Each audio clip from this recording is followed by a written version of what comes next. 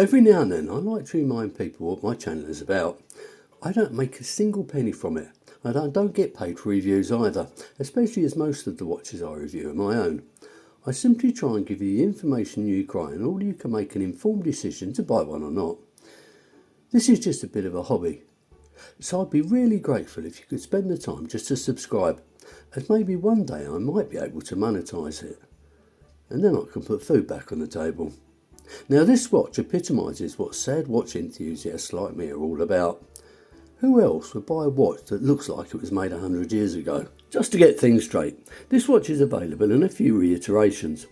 It comes with a quartz movement and a small second hand subdial, a seagull hand wind movement with a small second hand subdial, and this premium version with a Miyota 9039 movement without the subdial. It's a three-hander. Now this takes inspiration from a watch produced in the 1920s by a rather famous watch manufacturer who actually started life in the UK, and not Switzerland by the way.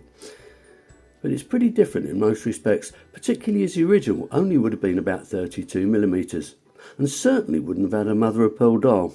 Well, I don't think so anyway. Only a few weeks ago I purchased my first Baltany, the A11 World War II watch, and although not perfect, it was great value for money, and I just love its aesthetics.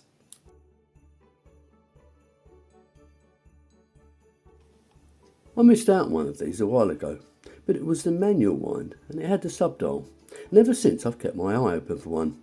Now if purchased new from the UK Baltany site, this particular model will cost you £290, but as mentioned, this is their premium model.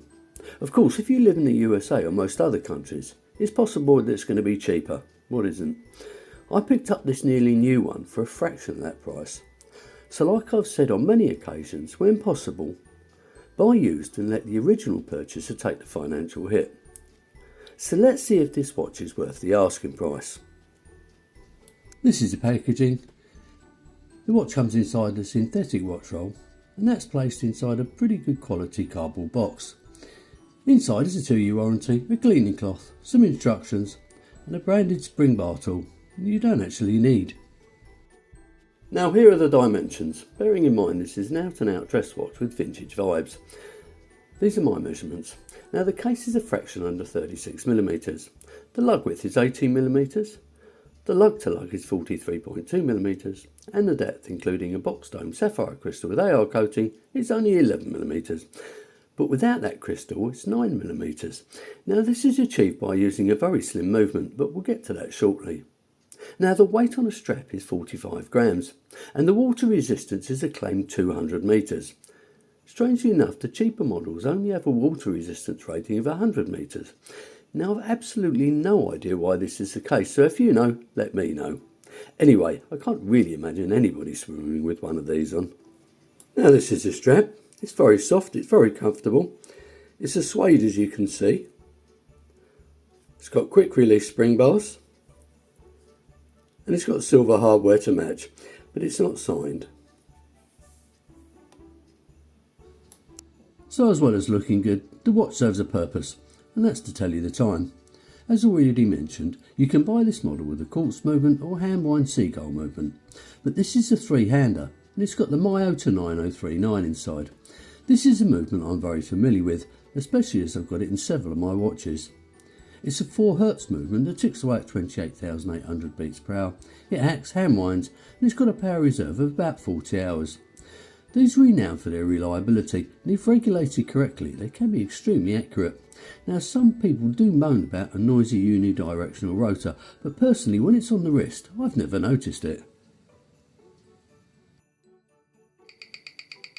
And here we are, it's all looking very healthy now. The beat error is perfect, the amplitude is very good, and the rate spot on. However, when this arrived, although the rate was very good, the beat error was horrific. It was about 1.7. For those of you not in the know, that will shorten the life of the movement. So the back came off, and a few minutes later, this is what we've got.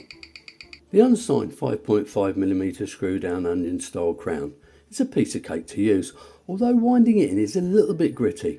Now because this is a 9039 movement as opposed to the 9015, it also means it doesn't have a ghost position, which I know is something that really bothers some people. Never bothered me though. Now this watch is all about its vintage looks, and the case is as much about that as the dial itself. It's fully polished to a more than acceptable level, and of course is made of 316L stainless steel, something I don't think the original would have been. To be honest, I'm not even sure if stainless steel was around about 100 years ago. What I really love and first attracted me to this watch is the square cushion case, whilst the actual dial is still round. Now this has got the type of fluted bezel I like, unlike the one they put on a Rolex Datadust for example. And it very much adds to the watch's aesthetics. Worth noting, if you buy the watch with a different movement, you get a choice of a bi-coloured case. Now for the bit I really don't like. Now the case back is polished, which only attracts scratches, so this watch very much isn't a daily wearer in my opinion. Now if you want to get to the movement, the only way you're going to do that is one of those sticky rubber ball things, because there actually isn't a tool that takes the back off. I can't help feeling that that may compromise the water resistance.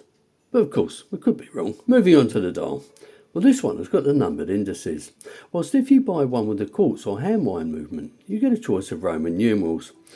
Look carefully, and the numbers have got a sort of 3D shadowing. Now there's a railroad seconds track on the outer part of the mother of pearl dial. Baltany printed under the 12 o'clock and automatic printed over the 6. To be honest, I think I prefer the Roman numerals, but I'm not sure. Anyway, that's just personal taste. It looks like the indices and cathedral hands may be painted with old radium superluminova. It's not really important to have lume on a dress watch, and you should really consider it a bonus if anything. Now this one's pretty good, it will last about half a night. So what do I think of the Baltany 1926 tribute watch, apart from the caseback of course? Now it's got enough individuality not to be a direct homage, which actually pleases me, but I realise it's one of those watches that won't be to everybody's taste. It's got a very nice strap, excellent case finishing, a lovely sapphire crystal and a premium Japanese movement. So the question is, will I be keeping it? And the answer is most definitely no. Don't get me wrong, it's a very good watch, but almost immediately after I received it, I just decided we weren't going to bond. So by the time you watch this video, it will either have been sold or it will be on eBay. Anyway, for 130 quid, somebody's going to get a bargain. So that brings me to the end of this review. So if you've enjoyed it, click on the like button. In fact, click on it anyway. Subscribe if you haven't already. And leave your comments below. And as usual, enjoy the rest of your day.